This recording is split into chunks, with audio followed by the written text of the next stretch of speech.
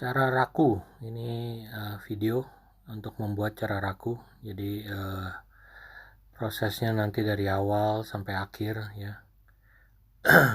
Ini awalnya foto-fotonya dulu, bakar. Nah ini hasilnya jadi kayak gini kalau raku ya. Cara pembakaran raku. Jadi awalnya claynya itu harus ditemper dulu. Jadi natural clay, kita tambahin pasir bangunan yang udah aku saring ya, supaya jadi nggak ada yang cangki-cangki gitu, nggak ada yang besar-besar kerikil.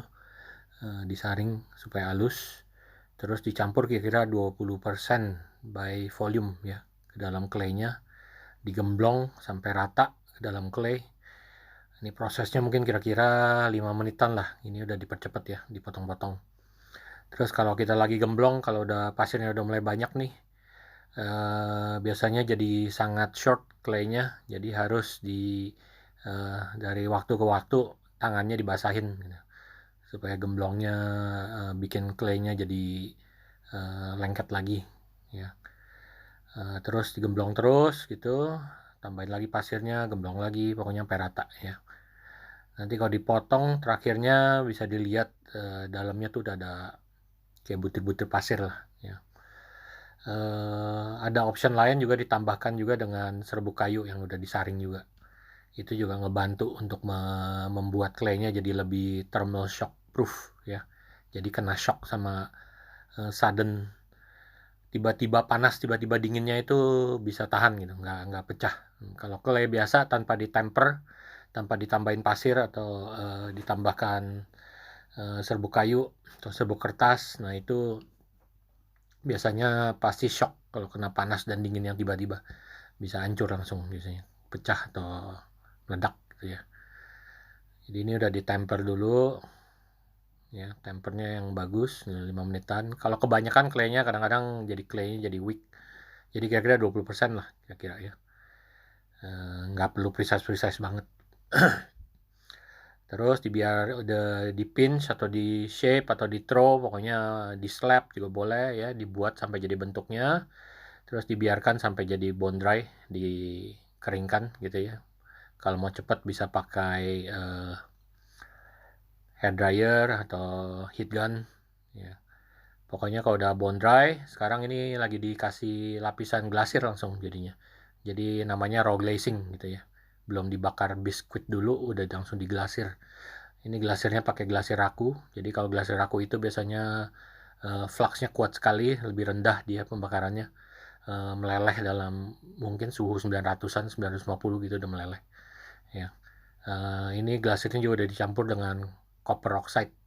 Copper oxide itu pewarna metallic oxide yang sangat sensitif dengan suhu, dengan atmosfer pembakaran. Jadi biasanya kalau di raku, gara-gara nanti bakalan direduksi gitu ya, kita pakai cara raku Amerika, ini ala Amerika yang di-invent sama Paul Saltner. Jadi nanti lagi panas-panas dikeluarin, terus udah meleleh itu glasirnya, panas-panas dikeluarin, langsung dimasukin ke kaleng yang penuh dengan combustible, kayak kertas koran lah, daun-daun kering lah gitu ya. Nah ini kalau lagi glasir yang raw gini, jangan terlalu basah, jadi brush yang cepet, glasirnya agak kental ya, supaya jangan claynya nyerap air kebanyakan, dia bisa crack juga. Jadi mesti cepet-cepet gitu brushnya, kering baru ditambah lagi kalau masih kurang tebel ya. Terus make sure bawahnya dilap bersih. Setelah itu baru dimasukin ke tungkunya. Tungku yang aku pakai ini tungku listrik, jadi aku taruh di low fire, low heat, mungkin kira-kira suhunya 80-90 derajat gitu untuk pengeringan, supaya kadar air di dalam claynya hilang ya. Jadi itu juga tetap harus pelan-pelan, sekitar 1 jaman gitu. Jadi ditahan di suhu 90-95 deket 100 kira-kira 1 jaman, supaya benar-benar moisture dari segala air yang masih ada itu evaporate dulu ya. Terus biasanya waktu lagi pengeringan gini pintunya dibuka sedikit gitu, celah-celahnya, supaya moisture-nya udah itu. Nah setelah yang 1 jam itu pengeringan, udah langsung secepatnya kalau kilnnya mampu, pokoknya sampai melaleh itu glasir dalam waktu kurun sejam gitu kalau bisa ya. Jadi ini kiln yang ini masih kurang kuat, jadi aku tambahin pakai torch dari luar supaya glasirnya meleleh sempurna. Jadi biasanya sih enggak gitu ya. Biasanya kalau kilnnya udah cukup kuat, nggak perlu ditambahkan dengan gini gitu. Nah ini aku langsung tambahkan dengan bantuan api dari luar supaya glasirnya meleleh sempurna. Nah ini udah semua dibakar kira-kira ya 2 jaman lah. Jadi pengeringan 1 jam, terus pembakarannya sebenarnya 1 jaman udah bisa gitu ya. Tapi waktu itu aku lagi nungguin orang, tapi orangnya nggak datang, jadi kira-kira 3 jaman. Jadi mestinya sih 3 jaman sudah langsung kebakar. Jadi ini cepat sekali ya dibanding sama pembakaran keramik biasa, itu biasanya perlu 9 jam, 10 jam gitu biskuit.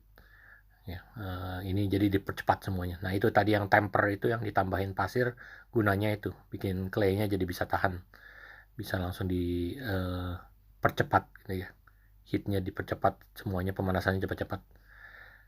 Terus sekarang dibakar lagi sekali lagi untuk pastikan semuanya udah lumer dengan baik. Sekarang aku ambil tong besinya, gara-gara itu panas-panas kita bakal keluarkan, masukkan ke dalam panci yang di bawah itu yang udah dikasih koran, kertas-kertas dan koran ya. Jadi ini mesti hati-hati, barangnya lagi masih panas sekali, itu 1000 derajat ya, 900.000 derajat Celcius gitu.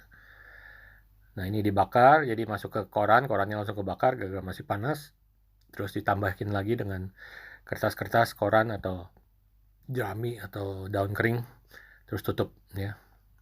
Terus dibiarkan sebentar, cek lagi, buka lagi untuk lihat apakah sudah berasap gitu. Jadi ini dimasukkan ke reduksi yang banyak, gara-gara waktu korannya kebakar kan keluar gas tuh. Jadi oksigennya semua hilang, keganti sama karbon dioksida gara-gara kebakar. Jadi ini aku buka lagi untuk ngecek asapnya banyak nggak gitu. Ya, asapnya udah banyak, kayak tutup lagi. Terus biasanya lebih banyak reduksi, lebih metalik hasil akhirnya glasirnya. Terus aku dorong ke sana supaya fan-nya nyedot asap-asapnya keluar ya, nggak membuat ruangannya bau. Ya kalau kerjain juga di ventilasi yang bagus. Ini setelah udah kira-kira 15 menitan biasanya. Ya, ini kira-kira 20 menit kali.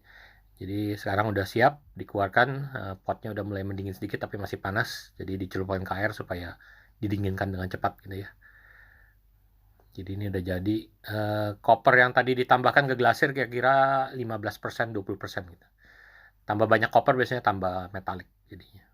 Ya. Ini aku buang-buangin koran yang ikut ke dalamnya. Ya, kalau glasir aku itu potnya sangat poros ya. Soalnya gara-gara di shock begitu, panas-panas dikeluarin, itu jadi biasanya penuh dengan ribuan jutaan crack kecil gitu di potnya. Jadi kalau diketok tuh raku pot nggak ting ting ting, tapi bunyinya kayak tek tek tek gitu. Kayak pot yang belum dibakar bunyinya. Jadi dia nggak solid banget. Ya, juga biasanya sih banyak orang nggak anggap pot raku itu aman untuk dipakai minum atau minum teh gitu.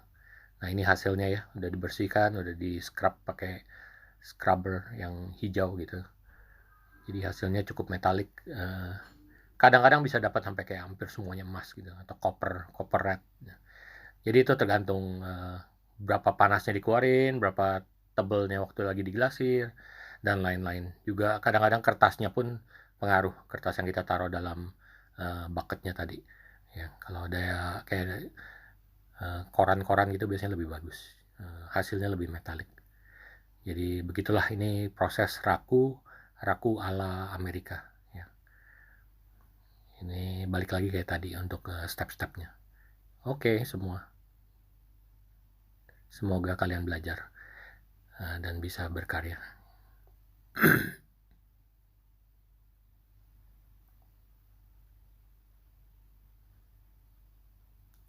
Sampai video berikutnya.